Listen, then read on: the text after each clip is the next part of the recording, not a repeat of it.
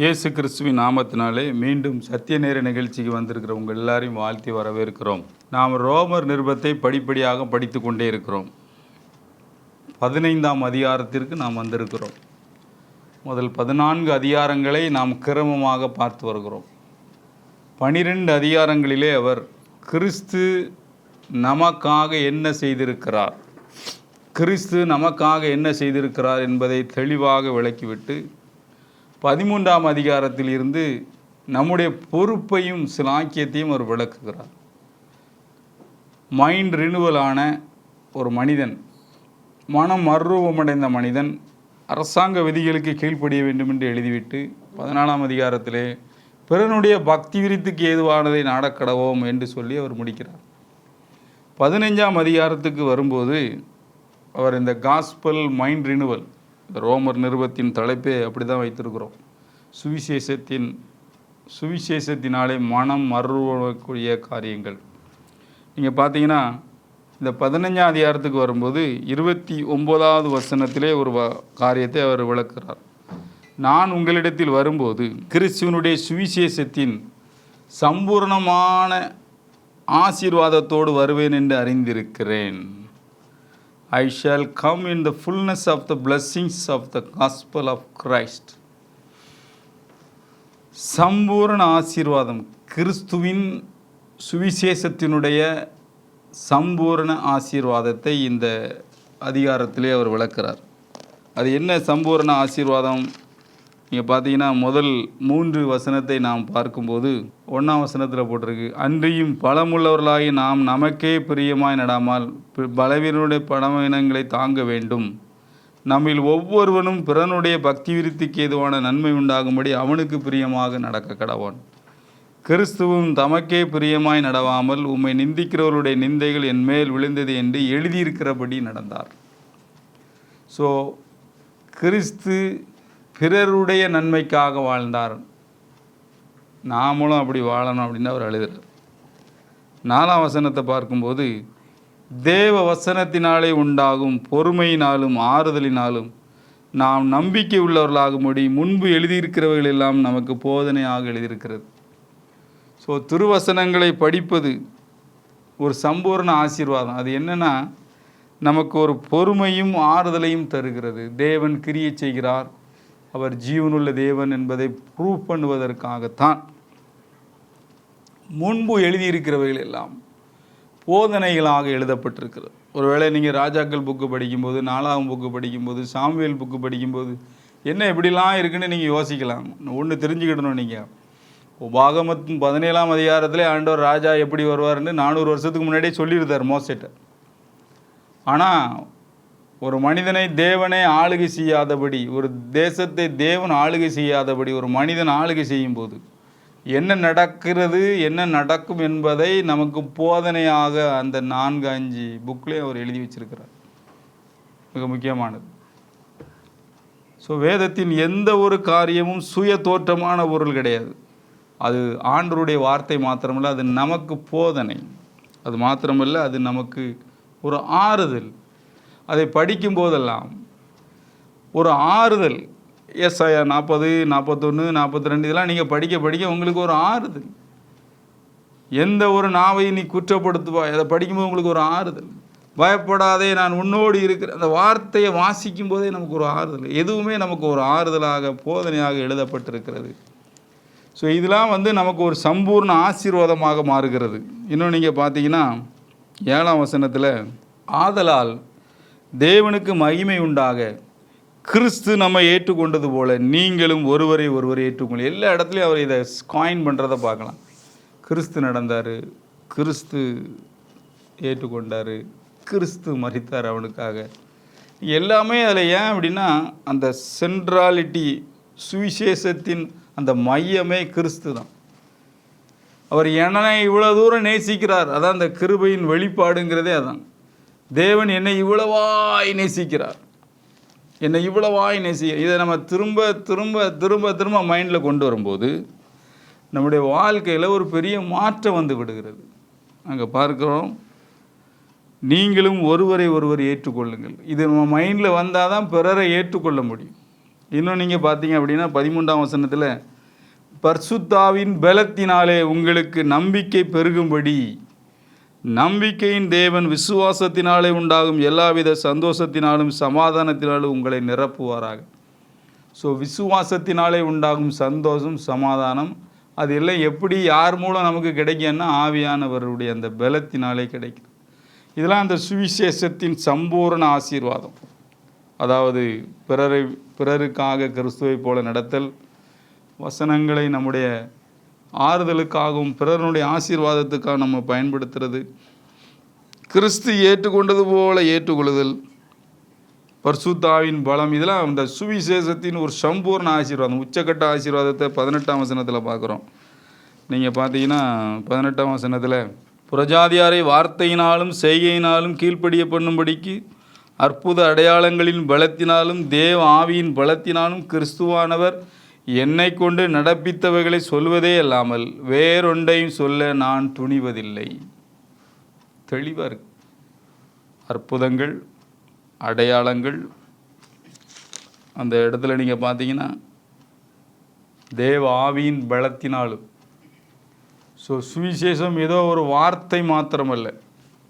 அந்த சுவிசேஷம் நீங்கள் திரும்ப திரும்ப இந்த செய்தியெல்லாம் கேட்டிருந்தீங்கன்னா தெரிஞ்சிடும். கலாத்தியரில் நம்ம விளக்கியிருக்கிறோம், 1 பேதுரை பற்றி பேசியிருக்கோம், எபிரேயரில் பேசியிருக்கோம், இந்த ரோமரில் பேசியிருக்கோம். ஃபுல்லாக அந்த சுவிசேஷம் என்பது இயேசு கிறிஸ்து என்னுடைய பாவத்திற்காக மரித்தார் என்பது மாத்திரம் கிடையாது. இப்படி தான் நிறைய பேருடைய கண்கள் குருடாக்கப்பட்டிருக்கிறது. கிறிஸ்து பாவத்திற்காக மரித்தார் என்பது மாத்திரமல்ல, மாறாக அவர் என்னுடைய சாபத்தையும் சிலுவையில் எடுத்து விட்டார். அவர் என்னுடைய வியாதிகளை சிலுவையில் எடுத்து விட்டார். அவர் என்னுடைய தரித்திரத்தை சிலுவையில் எடுத்து விட்டார். அவர் என்னுடைய மரண பயத்தை எடுத்து விட்டார். என்னுடைய எல்லா கஷ்டங்களிலும் துன்பங்களிலும் நான் விடுதலை ஆகும்படி இயேசு எனக்காக மரித்தார். இன்னும் எனக்கு ஒன்றே தான் வர முடியும், அது சுவிசேஷத்தின் நிமித்தம் வர்ற பாடுதான். இது நல்ல தெளிவாக நீங்கள் விளங்கிக்கிடணும். பவுலுக்கு இந்த பாடு தான் இருந்துச்சு, வேறு எந்த பாடும் கிடையாது அவனுக்கு. நல்லா நீங்கள் தெரிஞ்சு வச்சுக்கிடணும். சுவிசேஷம் அது ஒரு சம்பூர்ணமான ஒரு ஆசீர்வாதம். எந்த ஒரு நாடு, எந்த ஒரு மனிதன் சுவிசேஷத்தை ஏற்றுக்கொள்கிறானோ அந்த நாடு ஆசீர்வாதமாக்கப்படுகிறது. எந்த ஊர்லலாம் சுவிசேஷம் வரவேற்கப்பட்டதோ அந்த ஊர் தலைமுறையாக ஆசீர்வதிக்கப்பட்டிருக்கு. நம்ம சவுத் சைடில் நீங்கள் பார்த்தீங்கன்னா அது நாசரேத்தாக இருக்கலாம், முதலூராக இருக்கலாம், பாளையங்கோட்டையாக இருக்கலாம், அல்லது கிறிஸ்டியா நகரமாக இருக்கலாம், எந்த ஊராக இருந்தாலும் சரி, சுவிசேஷத்தை யாரெல்லாம் அதை வாங்கி கொண்டாங்களோ அது சம்பூர்ண ஆசீர்வாதம். 100 ஆண்டு கழித்து 200 ஆண்டு கழித்து நம்ம எல்லாரும் ஆசீர்வதிக்கப்பட்டிருக்கிறோம். ஆனால் இதனுடைய உள்கூறு தெரியாதபடினாலே அநேகர் இடத்துல இந்த திவ்ய சுபாவம் இல்லை. அப்போ அதுக்கு தான் அந்த கல்வாரியின் அன்பை நம்ம உள்வாங்கி கிறிஸ்து எப்படி பிறருக்காக நடந்தாரோ அதே போல் நாம் நடக்க அழைக்கப்படுகிறோம். அதுதான் இந்த சத்தியத்தை அறிய வேண்டியது. அதுக்கு தான் அவர் சொல்கிறார், சத்தியத்தை அறிவீர்கள், சத்தியம் உங்களை விடுதலையாக்கும். இந்த சம்பூர்ண ஆசீர்வாதம் பாவத்தை மாத்திரமல்ல, வியாதியை மாத்திரமல்ல, எல்லாத்தையும் நீக்குறாங்க. இது ஒரு காஸ்பல். இதைத்தான் மிஷினரி நற்செய்தி பணியிலே நாம் சொல்லுகிறோம். அவர் சொல்லுகிறார் பார்த்தீங்களா 21வது வசனத்தில், அடுத்த குறிப்பில் அதை நம்ம பார்க்குறோம். நான் மற்றவனுடைய அஸ்திபாரத்தின் மேல் கட்டப்படாதபடிக்கு, ரோமர் 15:21, கிறிஸ்துவனுடைய நாமம் சொல்லப்பட்டிராத இடங்களிலே சுவிசேஷத்தை அறிவிக்கும்படி நாடுகிறேன். தெளிவாக அவர் பேசுகிறார், ரொம்ப தெளிவாக. சுவிசேஷத்தை அறிவிக்கும்படி நாடுகிறேன். இதான் மிஷினரி பணி. யாருமே சொல்லப்படாத இடத்துல போய் நான் சொல்கிறேன், புது துருத்தியில் நான் இந்த புது ரசத்தை ஊற்றுறேன் அப்படிங்கிறது. பிரியமானவர்களே, வாழ்க்கையில் இந்த மிஷினரி பணியில் நம்ம ஏன் தீவிரமாக ஈடுபடணும்னா, ஒரு மகிமையான காஸ்பல் என் கையில் இருக்குது. இது நற்செய்தி.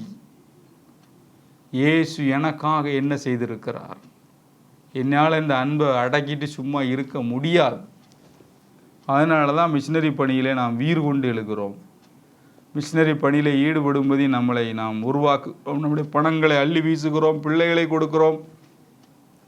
நம்முடைய எல்லா கண்ணோட்டமும் ஏன் அங்கே இருக்கிறது என்றால், இந்த நற்செய்தி மாபெரும் நற்செய்தி. ஒரு மனிதனை அடியோடு மாற்றுகிற, திருத்துவ குடும்பத்தின் அங்கத்தினராக மாற்றுகிற, இந்த பூமியிலே அவன் சம்பூர்ணமாய் ஆசீர்வதிக்கப்படக்கூடிய ஒரு நல்ல செய்தி. அதனால தான் அவர் சொல்கிறாரு, கிறிஸ்து நாமம் சொல்லப்பட்டிராத இடங்கள். இன்னும் அவர் பேசுகிறார். 27வது வசனத்தை நீங்கள் பார்த்தீங்கன்னா, இப்படி செய்வது நல்லது என்று எண்ணினால் இப்படி செய்வதற்கு அவர்கள் கடனாளிகளாம் இருக்கிற. எப்படி என்றால், புறஜாதியார் அவர்களுடைய ஞான நன்மைகள் பங்கு பெற்றிருக்க சரீர நன்மைகளால் அவர்களுக்கு உதவி செய்ய இவர்கள் கடனாளிகளாக இருக்கிறார்கள்.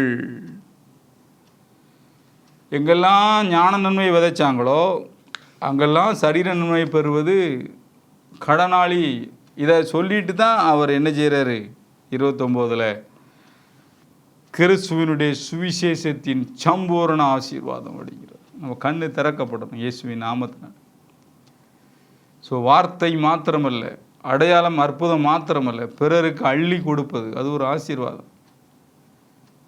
அதனால தான் நமக்கு இந்த பணங்கள் எல்லாம் பணம் ஆசை இல்லை. பணம் எதுக்கு நமக்கு வேணும்னா பிறரை ஆசீர்வதிக்க, மிஷினரிகளை அனுப்ப, பள்ளிக்கூடம் கட்டுறதுக்கு, மிஷினரி பிள்ளைகளை வாழ வைக்கிறதுக்கு, ரிட்டையர்ட் மிஷினரிக்கு நல்ல வீடு கட்டி கொடுக்கறதுக்கு. இவங்களெல்லாம் ஆசீர்வதிக்கிறதுக்கு என்ன வேணும், நமக்கு பணம் வேணும். அதனால தான் கர்த்தர் நம்மளை ஆசீர்வதிக்க வேண்டியிருக்கு. அதுதான் இந்த சம்பூர்ண ஆசீர்வாதம். அதனால் நீங்கள் இருக்கிற இந்த நிலையோட திருப்தி அடைய, குறைவில் திருப்தி அடையாது. இன்னும் ஆண்டவர்கிட்ட விரும்புங்க. உங்கள் தொழிலெல்லாம் கர்த்தர் ஆசீர்வதிக்கும் போது கண்டிப்பாக ஆசீர்வதிப்பார். உங்களுடைய எல்லைகள் விரிவாக்கப்படும் போது அந்த ஆசீர்வாதம் அவ்வளோ அப்படியே டிரான்ஸ்ஃபர் ஆகி சொல்லப்பட்டிராத இடங்களுக்கு சுவிசேஷத்தை அறிவிப்பதில் நாம் தீவிரப்பட வேண்டும். இது மிக முக்கியமான ஒரு காரியம். ஸோ பணம் வர வர அது எனக்கு நானே வச்சுக்கிட்டு அப்படி இல்லை, அது பிறருக்கு. அது வாய்க்கால். நான் ஒரு வாய்க்கால், நான் ஒரு ஆசீர்வாதமாக இருக்க வேண்டியவன். பிறரை ஆசீர்வதிக்க தான் எனக்கு இந்த ஆண்டவர் இதை தந்திருக்கிறார். இந்த ஒரு உணர்வு வரும்போது நம்முடைய சோர்ஸே ஆண்டவர் தான் நம்ம தாட்டு மைண்டு வந்துட்டுனாலே நம்ம கொடுக்கறதுல தெளிவாயிரும். ஆண்டவருடைய ஆசீர்வாதம் நமக்கு குறையே இருக்காது. நம்முடைய சோர்ஸ் ஆண்டவர் தான். ஆண்டவர் தான் எனக்கு எல்லாவற்றையும் தருகிறார். அவருக்கு நான் ஒரு உக்கரக்காரன், ஒரு மேனேஜர், நான் ஒரு யூசர் தான், ஓனர் இல்லை. அவர் பூமியும் அது நிறைவும் கர்த்தருடைய இதெல்லாம் நமக்குள்ள வர வர வர இந்த சம்பூர்ண ஆசீர்வாதம் நமக்குள்ளே அது பாய்ந்து ஓடும். மிக முக்கியமான ஒரு காரியம். ஸோ இதில் நம்ம தெரிந்து கொள்ளக்கூடிய நடைமுறை பயனையும் நம்ம படிக்க போகிறோம். இதே 15ஆம் அதிகாரத்தில் நம்ம பார்க்குறோம். 2வது வசனம், நம்மில் ஒவ்வொருவனும் பிறனுடைய பக்தி விருத்தி. அதை நல்லா அண்டர்லைன் பண்ணிவிடுங்க. எப்போதுமே பிறனுடைய பக்தி விருத்தியை நாம் நாடக்கடுவோம். கடந்த வாரத்தில் இதை நாம் தெளிவாக படித்திருக்கிறோம். இதை கேட்காதவர்கள் யூடியூப்பில் போய் நீங்கள் முதலூர் சி சுதாகரன் நீங்கள் அடிச்சிட்டிங்கன்னா அவ்வளோ பேசுனதெல்லாம் வந்துடும். அதில் போய் நீங்கள் எல்லாத்தையும் கேட்கலாம். அப்போ உங்களுக்கு கோர்வையாக இந்த செய்தி கிடைக்கும். அதே போல் 4ஆம் வசனத்தை பார்த்தோம். முன்பு எழுதியிருக்கிறவைகள் போதனைகள் நமக்கு. அதனால தான் வேதம் வாசிக்கிறது, அதை தியானம் பண்ணுறது ரொம்ப ரொம்ப முக்கியம். ஏன்னா ஆவியானவர் நம்மகிட்ட எப்படி பேசுவார் அப்படின்னா ரிமைண்டர் தான் பண்ணுவார். ஸோ சட்டியில் இருந்தால் தான் ஆப்பையில் வரும். ஸோ இருதயத்தில் நமக்கு விதைகள் இருந்தால் தான் அது முளைக்கும். அதான் வசன விதை விதைச்சிக்கிட்டே இருக்கணும். அதனால தான் திரும்ப திரும்ப நாங்கள் உங்களுக்கு சொல்கிறோம். உங்களுக்கு வயசு எத்தனையோ அத்தனை தடவையாவது வேதம் படிக்கணும். ஒரு 50-100 தடவையாவது வேதத்தை படிக்கணும். வசனங்களை மனப்பாடம் பண்ணணும். அந்த வசனத்தை திங்க் பண்ணிக்கிட்டே இருக்கணும், தியானித்து கொண்டே இருக்கணும். அப்படி திங்க் பண்ண அது எப்போ வேணுமோ அது முளைச்சி என்னச்சுன்னா க்ளீனாக அது கனி கொடுக்கும். ஸோ இதெல்லாம் ஏற்கனவே நிறைய நேரம் நம்ம சொல்லிக்கிட்டே இருக்கோம். முன்பு எழுதியிருக்கிறவைகள் நமக்கு போதனைகள். ஆபிரகாம் வாழ்க்கையை ஆபிரகாம் வாழ்க்கையை படித்தார். உடனே அதுலேருந்து என்னத்தை எடுக்கிறாரு? சுவிசேஷத்தினுடைய வெளிச்சத்தை எடுக்கிறார் விசுவாசத்தினாலே. புரியுதா உங்களுக்கு? தாவீதும் புக்கு படித்தார். மோசேயின் எல்லா ஆகமங்களையும் படிச்சிருந்தார். படித்த உடனே அவர் எடுக்கார். கோலியாத்துக்கிட்ட வரும்போது எனக்கு ஒரு உடன்படிக்கை இருக்குது, விருத்த சேதனம் உள்ள ஒரு உடன்படிக்கை. இவன் விருத்த சேதனம் இல்லாதவன், நான் ஜீவனுள்ள தேவன் எனக்கு இருக்கார், அவனுக்கு கிடையாது. அந்த தாட் அவனுக்குள்ளே வந்துச்சு. அதனால் முன்பு எழுதியிருக்கிற எல்லாமே அவங்களே அப்படி தான் எடுத்தாங்க, நம்மளும் அப்படி தான் எடுக்கிறோம். இயேசு கிறிஸ்துவனுடைய போதனைகள், இயேசு கிறிஸ்துவனுடைய டீச்சிங், பவுலோட டீச்சிங், அப்போஸ்தலருடைய டீச்சிங், இதெல்லாம் நம்ம திரும்ப மைண்டில் வாங்க அந்த விதைகள் வளருகிறது, அந்த விதைகள் கனி கொடுக்கிறது. 6ஆம் வசனத்தை பார்க்குறோம். 15, 6 பொறுமையும் ஆறுதலையும் அளிக்கிற தேவன் கிறிஸ்து இயேசுவினுடைய மாதிரியின்படியே நீங்கள் ஏக சிந்தையுள்ளவர்களாக இருக்கும்படி உங்களுக்கு அனுக்கிரகம் செய்வாராக. ஏக சிந்தையாக இருக்கும்படி, அதில் அழகாக போட்டிருக்கு, இயேசுவின் மாதிரியின்படியே. இயேசு கிறிஸ்து எவ்வளோ பொறுமையாக இருந்தார், எப்படி நடந்தது, அதன்படியே உங்களுக்கு வந்துடும் அப்படின்னு அழகாக இதில் பார்க்குறோம். அப்போது நம்ம லைஃப் அப்ளிகேஷன் சொல்லும்போது எப்போதுமே கிறிஸ்துவை தான் நம்ம மைண்டுக்குள்ளே கொண்டு வர வேண்டியிருக்கு. அதனால தான் பவுல் அடிக்கடி சொல்கிறாரு, அடிக்கடியில் அவருடைய மைண்ட் தாட்டே தான், சிலுவையில் அறையப்பட்ட அவரை அன்றி வேறொன்றையும் அறியாதிருக்க நான் தீர்மானித்திருக்கிறேன். அவர் தன்னை அப்படி தான் சொல்கிறார், கிறிஸ்துவோடு சிலுவையில் அறையப்பட்டேன், பிழைத்திருக்கிறது நான் அல்ல கிறிஸ்துவே. ஸோ அந்த மைண்டு தாட்டிலே தான் அவர் இருக்க விரும்புகிறார். இதெல்லாம் நம்ம கடந்த வாரங்களில் பார்த்தோம். அடுத்தாப்புல பார்க்குறோம் 13ஆம் வசனத்தில், பரிசுத்த ஆவியின் பலத்தினாலே நிரப்பப்படுதல், நம்பிக்கை பெருகும்படி. அப்போ நமக்கு ஏற்கனவே ஆண்டவர் வல்லமையும் வரங்களையும் அவர் கொடுத்துருக்கிறார், நம்முடைய ஆவியிலே அது இருக்கிறது. இந்த ஆவியில் இருக்கிறதை நம்முடைய ஆத்மாவில் டிரான்ஸ்ஃபர் ஆகி, ஆத்மாவில் இருந்து நம்முடைய சரீரத்துக்கு அது டிரான்ஸ்ஃபர் ஆகி, அங்கேருந்து அநேகருக்கு அது ஆசீர்வாதமாக ஜீவ ஊட்டாக மாறுது. இதெல்லாம் நம்ம மைண்டில் போக போக போக அந்த சுவிசேஷத்தின் சம்பூரணம் நமக்கு பெரிதாக மாறுகிறது. நற்குணத்திலே நாம் நிறைந்தவர்களாக மாறுவது.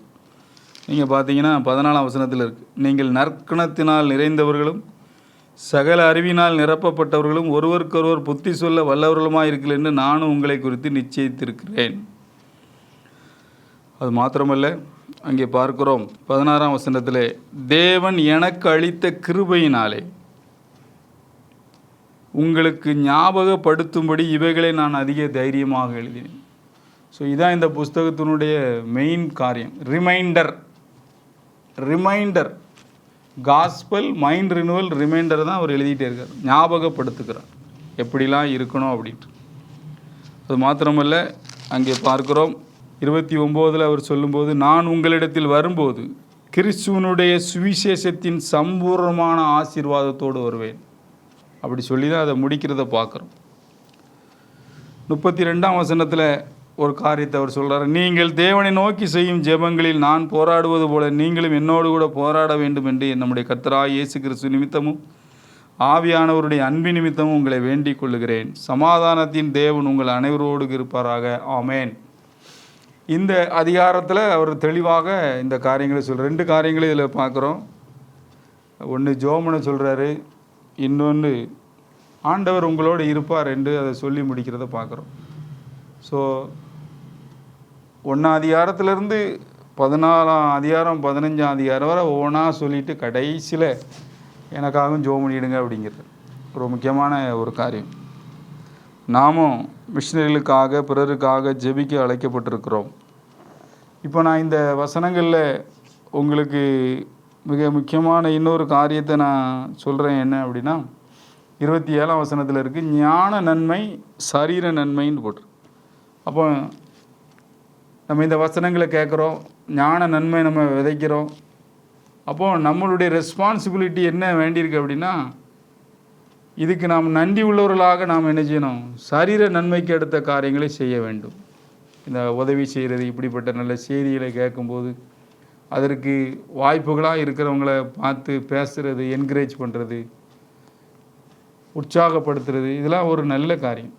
அவங்க தேவையில் அவங்களுக்கு உதவி செய்கிறது மிக முக்கியமானது. அதை தான் அவர் கடைசியில் நீட்டாக சொல்லி முடிக்கிறதே நம்ம பார்க்குறோம். அப்போ முதல் 14 அதிகாரம் அவர் பேசிட்டு 15ஆம் அதிகாரத்தில் தான் சுவிசேஷத்தின் சம்பூர்ண ஆசீர்வாதம்னு அவர் ப்ரீச் பண்ணுறார். இன்னும் நீங்கள் பார்த்தீங்க அப்படின்னா இன்னும் ஒரு அதிகாரம் இருக்குது, அதை நம்ம அடுத்த வாரத்தில் பார்ப்போம். அதில் கம்ப்ளீட்டாக அவர் நன்றி சொல்கிறத பற்றி சொல்லி இந்த புக்கை முடிக்கிறத பார்க்குறோம். அந்த முழு புஸ்தகத்தின் வியூவில் நீங்கள் பார்க்கும்போது சுவிசேஷம் நம்மளை கொஞ்சம் கொஞ்சமாக ரினுவல் பண்ணி அப்படியே பிறரை ஆசீர்வாதமாக்கி ஒரு முழு மிஷினரி நற்செய்தி பணியோடு நாம் வாழ வேண்டும் என்று நம்மளை அறைகூவி அழைக்கிறது. இதை ஒவ்வொரு கிறிஸ்தவர்களும் செய்வார்கள் என்றால், ஒவ்வொரு திருச்சபையும் பொறுப்பேற்கும் என்றால், நம்முடைய தேசம் விரைவிலே சந்திக்கப்படும். நம்முடைய வாழ்க்கையில் ஒரு பெரிய மாற்றம் வரும். இந்த மைண்ட் ரினுவல் மட்டும் நமக்குள்ளே வர வர வர வர வர வர வர இயேசு எனக்காக மரித்தார், நான் பாவியாக இருக்கும்போதே அவர் எனக்காக மரிச்சிருக்கார், இப்படி அந்த அன்பு வர வர வர மற்றதுலலாம் நமக்கு ஒரு பயங்கர ஒரு மாற்றங்கள் வர ஆரம்பிக்கும். ஸோ இதைத்தான் அவர் 1ஆம் அதிகாரத்திலிருந்து 15ஆம் அதிகாரம் வரை சொல்கிறார். நான் உங்களிடத்தில் வரும்போது கிறிஸ்துவின் சுவிசேஷத்தின் சம்பூர்ணமான ஒரு ஆசீர்வாதத்தோடு வருகிறேன். அந்த ஆசீர்வாதத்துக்கு அளவே கிடையாது. அது நம்மிடத்திலிருந்து அது பிரவாகித்து ஓடுகிற ஒரு ஆசீர்வாதம். அநேகருக்கு அது ஆசீர்வாதத்தை கொடுக்கக்கூடியது.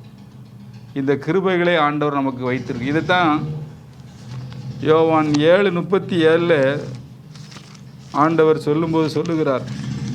இந்த பரிசுத்த ஆவியானவர் வர்றதற்கு முன்னாடியே சொன்ன ஒரு காரியம். 7:37, 38, 39. பண்டிகையின் கடைசி நாளாகிய பிரதான நாளிலே இயேசு நின்று சத்தமிட்டு, ஒருவன் தாகமாக இருந்தால் என்னிடத்தில் வந்து பானம் பண்ண கடவன். வேத வாக்கியம் சொல்லுகிறபடி என்னிடத்தில் விசுவாசமாக இருக்கிறவன் எவனோ அவன் உள்ளத்திலிருந்து ஜீவ தண்ணீருள்ள நதிகள் புறப்பட்டு போடும். தம்மை விசுவாசிக்கிறவர்கள் அடைய போகிற ஆவியை குறித்து பிடிச்சோம். அதான் இயேசுவை ஒரு மனிதன் விசுவாசிக்க அவரை போல மைண்டில் திங்க் பண்ண அதான் விசுவாசிக்கிறவன் தான். இயேசு கிறிஸ்துவ விசுவாசிக்கிறவனுடைய எவனோ யாராக இருந்தாலும் உள்ளத்திலிருந்து நதிகள், அதான் இந்த சம்பூரண ஆசீர்வாதம். வியாதியாக கிடக்கானா போய் கையை வச்சோன்னே சுகமாயிருக்கும். ஒரு பிரச்சனையில் கிடக்கானா பிரச்சனையை பார்த்து பேசினோன்னே பிரச்சனை சால்வ் ஆகும். பாவத்தில் கிடக்கானா அவன் மேலே கையை போட்டு ஆண்டவனை நேசிக்க இருப்பான்னு அவனுக்கு டீச் பண்ணும்போது அந்த அன்பு அவன் கண்ணை திறந்துடும். அவன் ஒரு சாபத்தில் கிடக்கானா, எப்பா இயேசு உனக்காக மறிச்சிருக்கார் எட்டி பாருன்னு வசனத்தை சொல்லும்போது அவன் புத்தி தெளியுது. இது ஒரு சம்பூர்ண ஆசீர்வாதம். இது ஒரு நதியாய் புறப்பட்டு போகிறது. நீங்கள் குடும்பத்தில் இருப்பீங்கன்னா இப்படிப்பட்ட மைண்ட் தாட்டுகள் வரும்போது எவ்வளோ பெரிய பிரச்சனையாக இருந்தாலும் அது அப்படியே சால்வ் ஆகும். ஏனென்றால் உங்களிடத்துலேருந்து ஜீவ தண்ணீருள்ள நதிகள் புறப்பட்டு பிறருக்கு அது பாயும். இப்படி தான் அந்த சம்பூர்ண ஆசீர்வாதம் நம்ம இடத்துலேருந்து கடந்து செல்கிறது. தலைகளை தாழ்த்தி நாம் ஜெபிப்போம். ஆண்டவர் அப்படிப்பட்ட கிருபைகளை நமக்கு தருவாராக. நல்ல பிதாவே, நாங்கள் நன்றி செலுத்துகிறோம். நீர் இன்றும் ஜீவிக்கிறீர், எங்களோடு இருக்கிறீர். உங்களுடைய சம்பூர்ண ஆசீர்வாதங்களுக்காக நன்றி. இங்கே கேட்டு இதை சத்தியத்தை விசுவாசித்து கொண்டிருக்கிற ஒவ்வொருவருக்குள்ளும் இந்த சம்பூர்ண ஆசீர்வாதம் கடந்து வந்து விட்டபடினால நன்றி. ஜீவ தண்ணீருள்ள நதிகள் எங்களிடத்திலிருந்து புறப்பட்டு அநேகரை ஆண்டவரை தாகந்திருக்கிறபடினாலே நன்றி ஆண்டவரே. இந்த சுவிசேஷத்திற்கு உடன் பங்காளிகளாக எங்களை மாற்றினீரே நன்றி ஆண்டவரே. விட்டு போன மிஷினரி பணிகளை நாங்கள் தொடரத்தக்கதாக இந்த நாளில் ஆவியானவர் தட்டி எழுப்பினீரே நன்றி ஆண்டவரே.